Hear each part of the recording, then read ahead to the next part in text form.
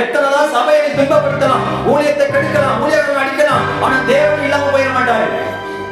ஆமென். உலகத்தினுடைய கண்களை மறைச்சிடலாம், அரசாங்கத்தினுடைய கண்களை மறைச்சிடலாம், எவ்வளவு தீமை செய்யலாம், எவ்வளவு பாவம் செய்யலாம், எவ்வளவு அக்கிரமம் செய்யலாம், சபையை துன்பப்படுத்தலாம், ஊழியத்தை அடிக்கலாம், நொறுக்கலாம், கொளுத்தலாம், என்ன பண்ணலாம், பரலோகத்தை உன்னால் அசைக்க முடியாது. ஆமென். அல்லேலூயா.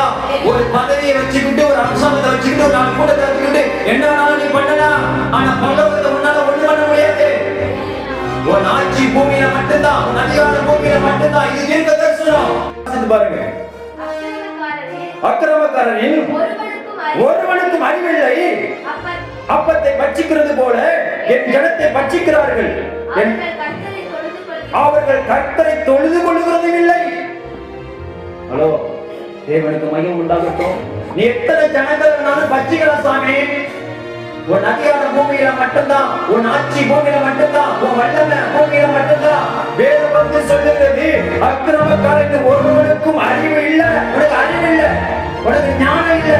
நீ எவ்வளவு இந்த பதவியில இருக்கலாம், அதிகாரத்தில் இருக்கலாம், செல்வத்தில் இருக்கலாம், உயர்வில் இருக்கலாம், ஆனா உனக்கு அறிவு இல்லை. நீ என் ஆண்டோடைய வேதம் சொல்லுது, என் சத்தியம் சொல்லுது.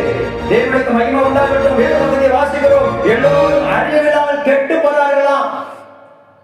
ஒருத்தன் டாக்ஸி கொண்டு வர்றானா, ஒருத்தன் ஆண்டவரை ஆராதிக்கிறானா, நீ மதம் மாத்த வந்துட்டு, பேர் மாத்த வந்துட்டு, ஊரை கெடுக்க வந்துட்டு, நீ பல பேர் பல குற்றங்களை சொல்லலாம்.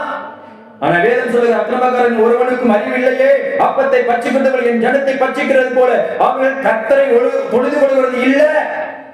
ஹலோ, ஒரு நாள் பரலோகம் அவர்களை பட்சிக்கும் சொல்லுது. ஆமென்.